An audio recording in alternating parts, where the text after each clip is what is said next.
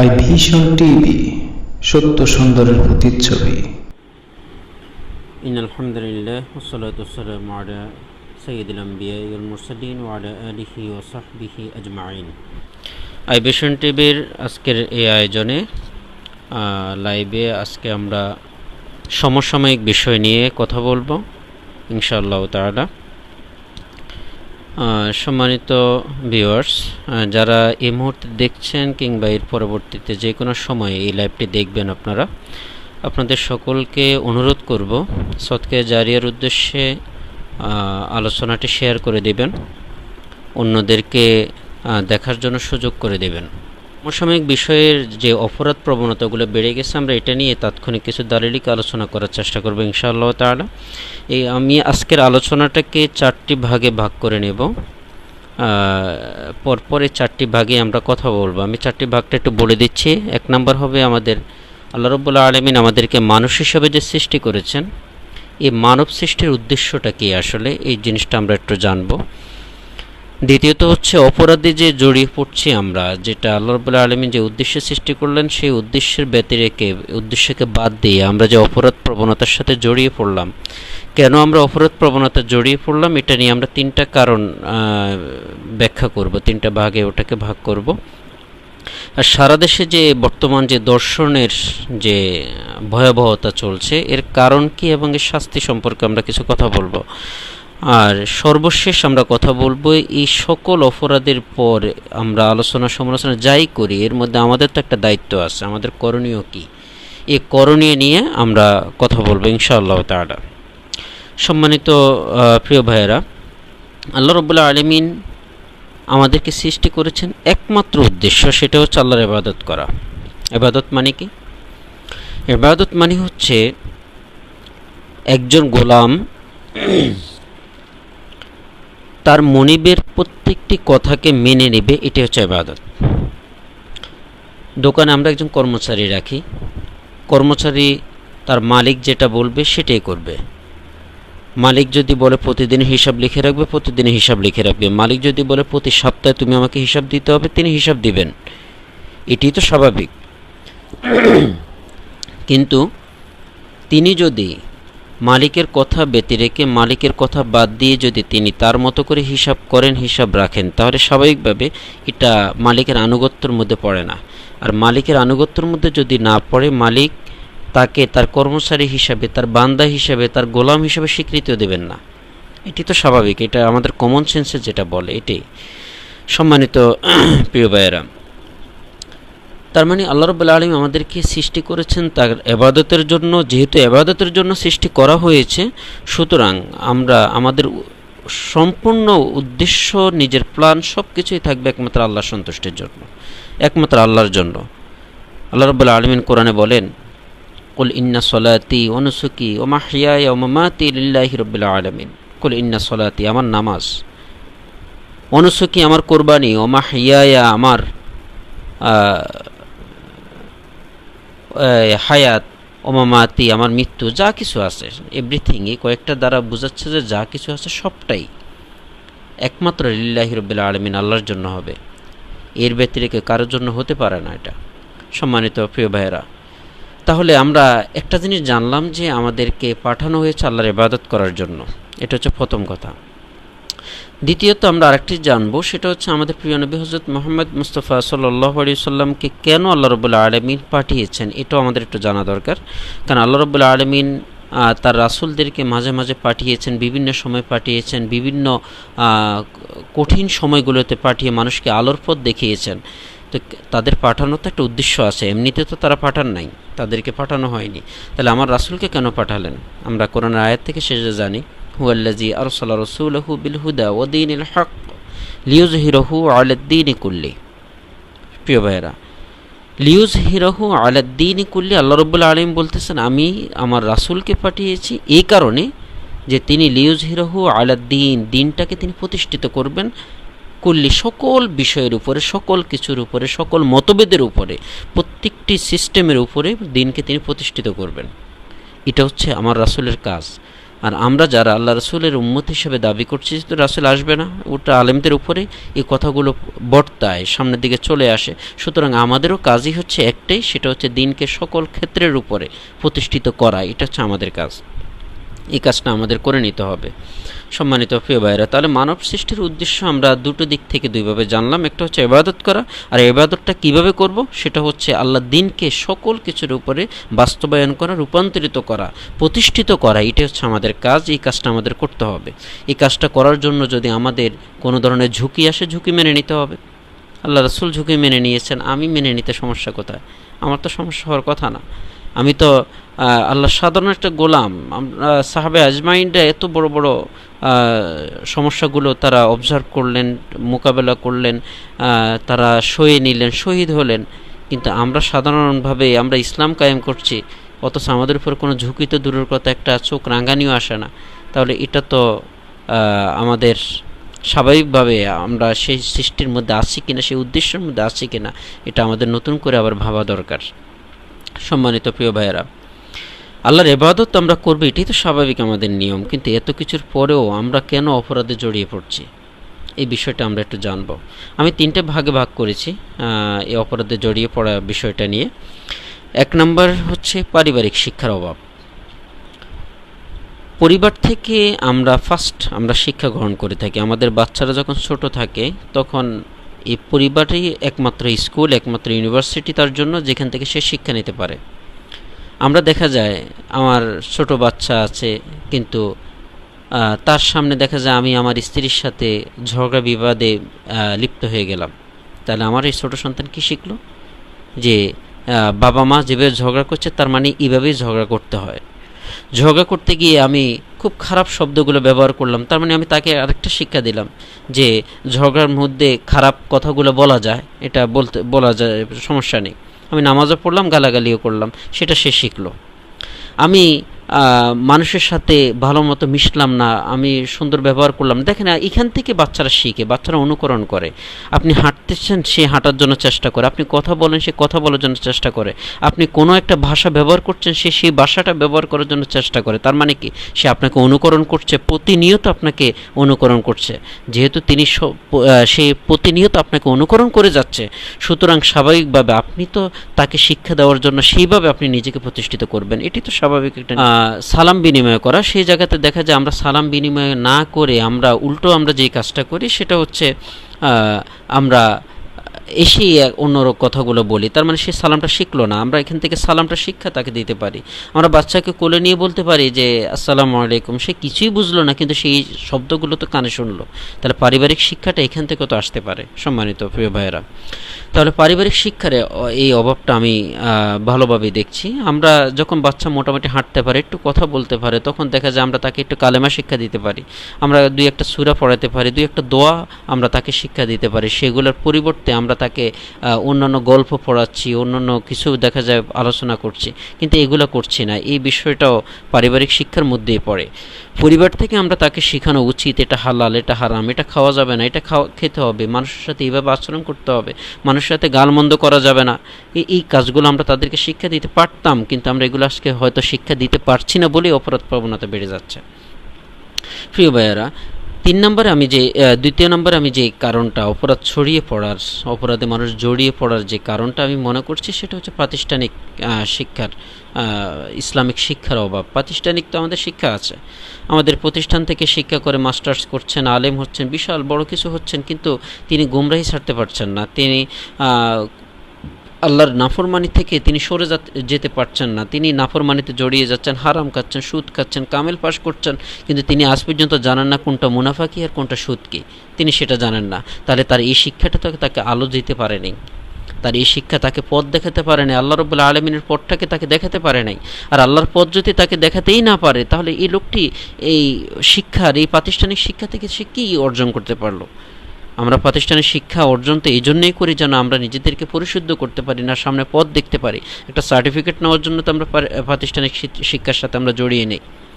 সম্মানিত প্রিয় ভাইয়েরা, তার মানে প্রতিষ্ঠানে আমাদের কোরআন হাদিসের ইলমে জ্ঞানের অভাব, ইলমে নববীর যে জ্ঞানগুলো, এই জ্ঞানের অভাব আছে আমাদের, এই জ্ঞানগুলো আমাদের অর্জন করে নিতে হবে এবং এই চর্চাটা করতে হবে যতটুকু সম্ভব। আমার সিলেবাসের বাইরে আমি আস্তে আস্তে বাচ্চাদেরকে একটা দুটো করে ইসলামিক জ্ঞান, ইসলামিক নলেজ তার ভিতরে ঢুকিয়ে দিতে পারি, এটা সবচেয়ে একটা বেটার ফর্মুলা হতে পারে। যারা শিক্ষক আছেন এটা আপনারা করতে পারেন। তাহলে আপনি আপনার বাচ্চাটাকে যেই ফর্মুলা আপনি তাকে উঠাবেন, ভবিষ্যতে সে সেই ফর্মুলাই নিজেদেরকে ঘুরিয়ে নেবে, নিজেদেরকে ওভাবে উঠিয়ে নেবে। সম্মানিত প্রিয় ভাইয়েরা, 3 নম্বরে আমি যে কারণটা মনে করছি সেটা হচ্ছে সামাজিক কারণ। সামাজিকতা আমাদের যে পর্যায়ে চলে গেছে, আমি বিভিন্ন সময় এটা আপনারা হয়তো খেয়াল করবেন যে আপনার বাচ্চা একটা অপরাধ জড়িয়ে পড়েছে, অন্য একজন এসে বলল যে আপনার বাচ্চাতে অপরাধ জড়িয়ে পড়েছে, আপনি তাকে শাসন তো দূরের কথা, উল্টার তার পক্ষ নিয়ে, হ্যাঁ আমার বাচ্চা যা মনে তা করুক, তুই বলার কে, এরকম কথাগুলো বলে আমরা তাকে প্রতিনিয়ত আমার বাচ্চাকে আমি অপরাধ প্রবণতা জড়িয়ে পড়ার মতো যে সিস্টেমগুলোকে তাকে উত্তীর্ণ করে দিচ্ছি। তাহলে এভাবে তো অপরাধ দমবে না, অপরাধ বাড়বে, অপরাধ তো কমার কোনো জায়গা নেই, অপরাধ বেড়ে যাওয়ারই একটা অবস্থা আমরা এখানে দেখতে পাচ্ছি।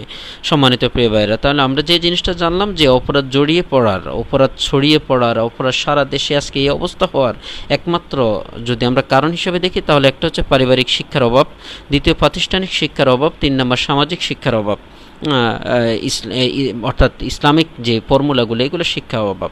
এই শিক্ষা মানে ওই শিক্ষা না যে হাট্টিমাটিম টিম এইসব গল্প পড়াচ্ছি, ইতল বিতল এইসব গল্প ছড়া পড়াচ্ছি, এটারে শিক্ষা বলছে না। শিক্ষা হচ্ছে কোরআনের শিক্ষা আপনি দিলেন কিনা, কোরআনের শিক্ষা দিলেন কিনা, হাদিসের শিক্ষা দিলেন কিনা, ইসলামটাকে তাকে চিনিয়ে দিলেন কিনা। আপনি তো তাকে মুসলমান হিসেবে চাচ্ছেন, আপনি এটাও চাচ্ছেন যে সে একজন বড় কিছু হোক, হ্যাঁ তাহলে আপনি একটা বড় কিছু হোক এটা আপনি চাচ্ছেন, কিন্তু কোনোভাবেই আপনি তাকে ইলমি জ্ঞানগুলো দিচ্ছেন না, ইলমি জ্ঞানের মধ্যে তাকে ঢুকাচ্ছেন না, কোরআনের কোনো শব্দ তাকে শিখাচ্ছেন না, বা কোরআনের এবারটা আপনি তাকে শিখালেন, কোরআন কীভাবে পড়তে হয় এটা শিখালেন আপনি তাকে ঠিকই, কিন্তু কোরআনের এই শিক্ষার মধ্যে কী লুকায়িত আছে, আল্লাহ রাব্বুল আলামিন এর মধ্যে কী প্রেসক্রাইব করলেন, তাকে কি নির্দেশ দিলেন, এটা আমরা শিক্ষা দিলাম না। তাহলে এই শিক্ষা না দেওয়ার কারণে হতো আমাদের এই অপরাধটা ছড়িয়ে পড়তে পারে। সম্মানিত প্রিয় ভাইয়েরা, 3 নম্বরে সারা দেশে আজকে যে দর্শনের যে কারণগুলো, এই কারণগুলো আমি মূলত এই 3টে কারণের মধ্যে আমি পাই। তার মধ্যে এর বাড়তি আমি আরও কিছু কারণ এখান থেকে আমি বের করে নিয়েছি। এর মধ্যে একটি কারণ আমরা ধরে নিতে পারি, সেটা হচ্ছে আমাদের শিক্ষার অভাব। তো এটা আমি বললাম, শিক্ষার অভাব এটা বড় একটা কারণ এই দর্শনের, কারণ এই মানুষগুলো ভালো কোনো শিক্ষা পায়নি। এরা যে পরিবার থেকে উঠছে, পরিবারগুলো এদেরকে কন্ট্রোল করতে পারেনি, ছোটোবেলা থেকে কোনো পারিবারিক শিক্ষা দিতে পারে নাই, এদের প্রতিষ্ঠানগুলো সেভাবে শিক্ষা দিতে পারে নাই। এরা যেই অপরাধেই জড়িয়ে পড়ুক না কেন, যেভাবে জড়িয়ে পড়ুক না কেন, এই জড়িয়ে পড়ার পিছনে তাদেরকে কেউ পিছন থেকে গাইড করে নেই যে না এটা করা যাবে না, ওটা করো, এরকম কোনো গাইড করে নেই। না করার কারণে আজকে তারা এরকম একটা অপরাধের মধ্যে জড়িয়ে পড়ছে বলে আমি মনে করি। দ্বিতীয় নম্বর আমরা যেটা মনে করতে পারি সেটা হচ্ছে আমাদের রাষ্ট্রীয় ব্যবস্থার একটি কাঠামো, যে আমাদের রাষ্ট্রীয় ব্যবস্থার যে কাঠামোটা থাকা উচিত, বিচার ব্যবস্থা কিংবা প্রশাসনিক ব্যবস্থা, এই ব্যবস্থাটা আজকে ঠিকমতো নেই বলেই আজকে এই অবস্থাটা আমরা মনে করি জিনিসটা। কারণ কি, আপনারা হয়তো সৌদি আরবের বিষয়টা আপনারা জানেন, যদিও সৌদি আরব রাজনৈতিক দিক থেকে কোন আলোচনার মধ্যে আছে, কিন্তু তাদের বিচার ব্যবস্থা এখনও পর্যন্ত কোরআন এবং হাদিস দিয়ে চলে। তাদের প্রত্যেকটি আদালতে এখনও পর্যন্ত যেসব বিচারকরা আছেন তারা 100% সবাই আলেম, এবং তাদের একটাই কোরআন এবং হাদিস দিয়ে তারা বিচারগুলো করে থাকেন। এখনও তাদের ওখানে চুরি করলে হাত কেটে দেয়, এখনও পর্যন্ত জিনা করলে তাকে জিনার শাস্তি করে দেওয়া হয়। হ্যাঁ, তার এই কাজগুলো সেখানে করা হয়, কিন্তু আমাদের দেশে কি আজকে এই প্রশাসনিক বা এই বিচার ব্যবস্থাটা কি আছে? নেই। একজন আপনি দেখা যায় দর্শনের শিকার হয়ে গেলেন, দর্শনের শিকারের পর আপনি থানায় মামলা করলেন, মামলার পরে যাকে গ্রেপ্তার করার কথা তাকে গ্রেপ্তার বদলে আপনি যে মামলা করলেন আপনাকে জেরা করতে করতে আরও আড়মোড়া করে দেয়। হ্যাঁ, এটাও একটা সমস্যার আমরা দেখি। অর্থাৎ প্রশাসন থেকে যিনি ভুক্তভোগী তিনি আরও বেশি ভুক্তভোগী হয়ে যান, আর যিনি অপরাধী যার বিরুদ্ধে বিচারে আসলো তার বিরুদ্ধে কোনো অ্যাকশন নেওয়া হয় না। বিচারহীনতার কারণেও আজকে এই দর্শনের ভয়াবহতা, অপরাধের ভয়াবহতা, শুধু দর্শন নয়, এই যে যত রকমের অপরাধ আমাদের দেশের মধ্যে আছে তার মধ্যে দর্শন এবং দুর্নীতি, হ্যাঁ, জুলুম, এই জিনিসগুলোই তো সবচেয়ে বেশি এখন চলমান আছে। তাহলে এই দর্শন সারা দেশের মধ্যে ছড়িয়ে পড়ার আমরা এটাও আরেকটা কারণ আমরা দেখতে পাচ্ছি, যে প্রশাসনিক যে অবস্থা সেটা না থাকা, প্রশাসনিক শৃঙ্খলা না থাকা, প্রশাসন থেকেও জড়িয়ে পড়ছে। আমরা এরকমও পাচ্ছি যে এক মহিলা গেছেন কি বলে থানায় অভিযোগ করতে, তাকে থানা আটকিয়ে দর্শন করা হয়েছে। তাহলে এটা কি হলো? যারা তাদেরকে কি বলে নিরাপত্তা দেওয়ার জন্য নিয়োজিত আছেন তারাই যদি নিরাপত্তাহীনতার কাজ করে থাকেন, তাহলে এটা তো একটা সুখকর কোনো বিষয় হলো না। দ্বিতীয় নম্বর হচ্ছে সরকারি যে দলগুলো থাকবে, যে ব্যবস্থা থাকবে, যারা সরকার পরিচালনা করবে, তাদের কাজ হবে ফার্স্ট হচ্ছে তারা তাদের দলের মধ্যে শৃঙ্খলা নিয়ে আসা, দ্বিতীয় নম্বরে হচ্ছে তারা সামাজিকতার শৃঙ্খলা নিয়ে আসা, রাষ্ট্রীয় শৃঙ্খলা তারা নিয়ে আসা, এই কাজগুলো তারা করবে। কিন্তু তার বিপরীতে কী হচ্ছে, তারা দলের শৃঙ্খলাটা কন্ট্রোল না করতে পারেনি। তার বিপরীতে আজকে যেটা হচ্ছে যে একজন এই অপরাধের সাথে জড়িয়ে পড়লো, দল থেকে বলা হচ্ছে সে আমাদের দলের না। এটা কি বিচার হয়ে গেল? না, এটা তো বিচার হয়নি। সে আপনার দলের হোক কিংবা না হোক, তাকে ধরে আপনি শাস্তি দিয়ে দেন, তাহলে তো অন্য একজন আপনার দলেরই হোক আর অন্য দলের হোক, কেউ একজন এই কাজটা করতে গিয়ে সে ভাববে যে না, আমি শুধু একটা অপরাধ করলেই হবে না, আমি অপরাধ করার পর আমার তো ছুটতে হবে, এখান থেকে বাঁচতে হবে, আমাকেও তো বলবে যে এ আমাদের দলের না, ঠিকই আমাকে শাস্তি দিয়ে দিবে। তার ভিতরে এই ভয়টা চলে আসবে। তাহলে এই শাস্তিটা তো দেওয়া উচিত। এই শাস্তিটা কেন আমরা দিতে পারছি না? সম্মানিত ভাইয়েরা, সারা দেশের দর্শনের যে কারণগুলো বললাম, এই কারণগুলো আরও কিছু কারণ থাকতে পারে, লাইভ লম্বা হয়ে যাবে, এই জন্য আমি ওইদিকে যাচ্ছি না। তবে এর শাস্তিগুলোকে এই বিষয়ে আমরা একটু আলোকপাত করব। আল্লাহ রাব্বুল আলামিন কোরআন হাকিমে বলেন, ওয়ালা তাকরাবুজ জিনা ইন্নাহু কানা ফাহিশা, তোমরা জিনার ধারে কাছেও যেও না, কারণ এটি একটি মন্দ কাজ, এটি একটি ফিতনা ফাসাদ, এটি খুবই অশ্লীল একটি কাজ, তোমরা এর ধারে কাছেও যেও না। আল্লাহ বলছেন ধারে কাছে যেও না, কিন্তু অথচ আমরা এটার মধ্যেই জড়িয়ে পড়ছি, চলে যাচ্ছে। এমন লোকের সাথে আমরা জিনা করছি যেটা স্বাভাবিক বিবেকবোধ মানুষের কাছেও, এই যে কিছুদিন আগে নোয়াখালীর একটা বিষয় নিয়ে চলে আসলো, মধ্যরাতে কয়েকজন ছেলে একজন মায়ের বয়সী মহিলাকে উলঙ্গ করে আবার এটা ভিডিও করে ছেড়ে দেওয়া, এটা একটা ন্যাক্কারজনক। এটা দেখা, এই বিষয়ে কথা বলা, এটা স্বাভাবিক সুস্থ কোনো বিবেকবোধ মানুষ এটাকে মেনে নেওয়া, এটা খুব কঠিন একটি কাজ, এটা সম্ভব নয় স্বাভাবিকভাবে। তার মানে কতটা রুচিহীন আমরা হয়ে গেছি, কতটা প্রশাসনিক ভেঙে যাওয়ার কারণে আজকে এমন একটা পরিস্থিতি ঘটে যাচ্ছে। প্রতিনিয়ত আমরা এই অবস্থাগুলো খুঁজে পাই। এটা তো উচিত না। স্বামীকে বেঁধে রেখে স্ত্রীকে দর্শন করা, কেমন একটি অবস্থার মধ্যে আমরা পড়ে যাচ্ছি প্রিয় ভাইয়েরা। তাহলে এই শাস্তিগুলো কি হতে পারে? এটা দুটো রকমের শাস্তি আছে। একটা হচ্ছে যদি দর্শন না হয়ে যদি জিনা হয়, তাহলে জিনা যদি হয় তাহলে এখানের মধ্যে দুই ধরনের শাস্তি। যদি বিবাহিতরা জিনা করে থাকে তাহলে তাদের শাস্তি মৃত্যুদণ্ড দিতে হবে, সাক্ষী যদি সেভাবে পাওয়া যায়। আর যদি অবিবাহিতরা জিনা করে থাকে তাহলে 100 দৌড়া দিতে হবে, 100টি বেত্রাঘাত করতে হবে। এই 100 বেত্রাঘাতে সে বাঁচতেও পারে, মরতেও পারে, সেটা কোনো বিষয় না, তাকে সেই শাস্তি দিতে হবে। এটা হচ্ছে জিনার বিষয়। কিন্তু যদি বিষয়টা একটু বিপরীত হয়, যদি বল প্রয়োগে, যে একটা হচ্ছে জিনা আর একটা হচ্ছে দর্শন, দুটো আলাদা জিনিস।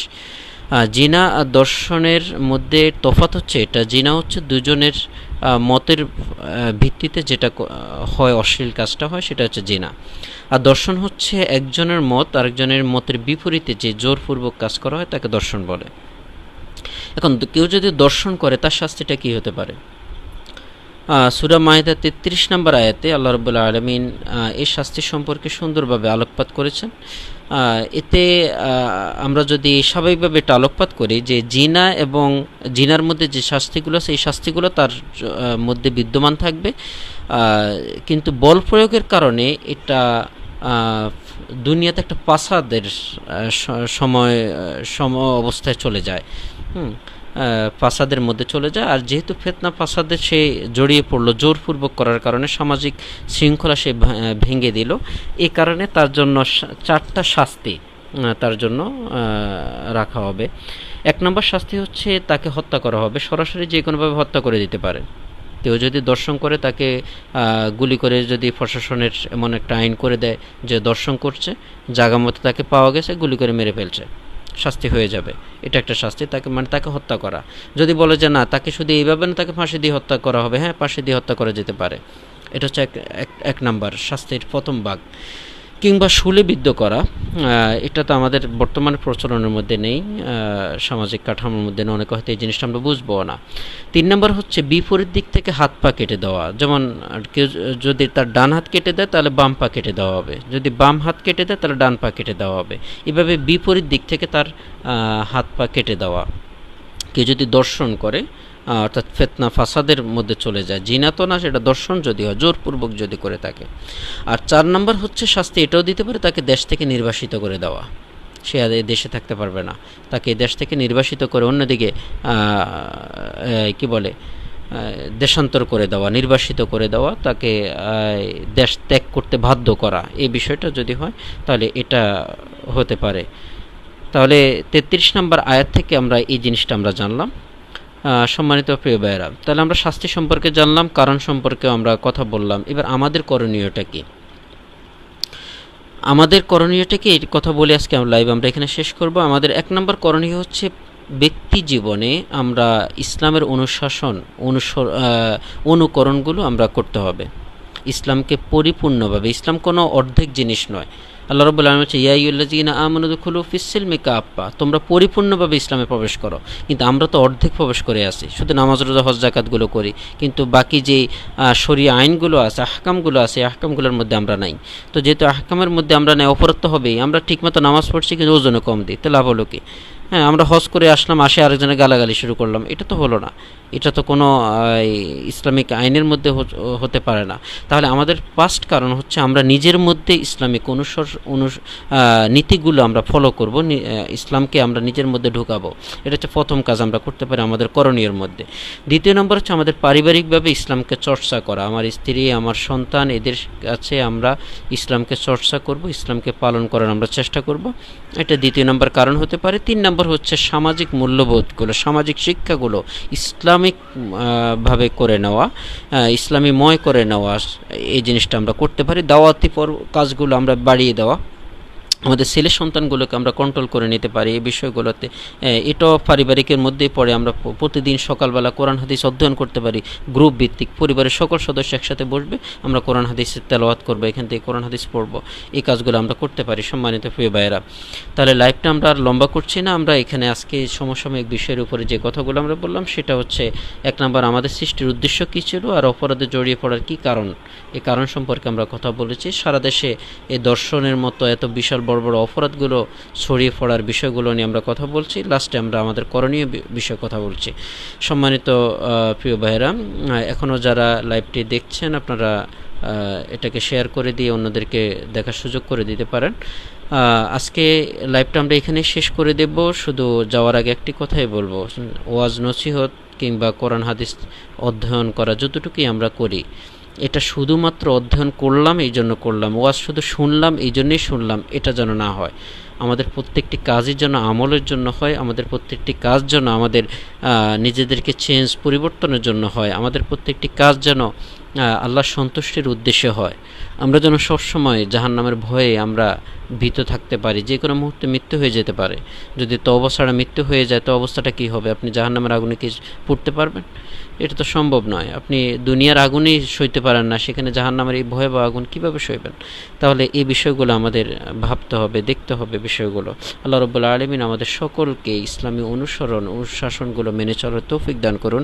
আমাদের জীবনের গুনাহগুলো মাফ করে দিন। যারা গুনাহ জড়িয়ে গেছে, আল্লাহ তাদেরকে তওবা করে আবার ফিরে আসার তৌফিক দিয়ে দিন। আমরা আল্লাহর কাছে এই দোয়া করছি, আমাদের এই সুন্দর একটি সমাজ ব্যবস্থাকে আল্লাহ রাব্বুল আলামিন যেন কবুল করে নিন, সমাজ ব্যবস্থা যেন ভেঙে না যায়, আমাদের মমতাবোধ যেন চলে না যায়, নারীর প্রতি যেন আমরা শ্রদ্ধাশীল হতে পারি, এই বিষয়টা যেন আমাদের মধ্যে থাকে। আল্লাহ রাব্বুল আলামিন আমাদের সকলকে কবুল করে নিক, আমাদের আজকের এই লাইভটিকে আল্লাহ রাব্বুল আলামিন কবুল করে নিক, আমিন। ওয়া আখিরু দাওয়ানা আলহামদুলিল্লাহি রাব্বিল আলামিন। আসসালামু আলাইকুম ওয়া রাহমাতুল্লাহি ওয়া বারাকাতুহু।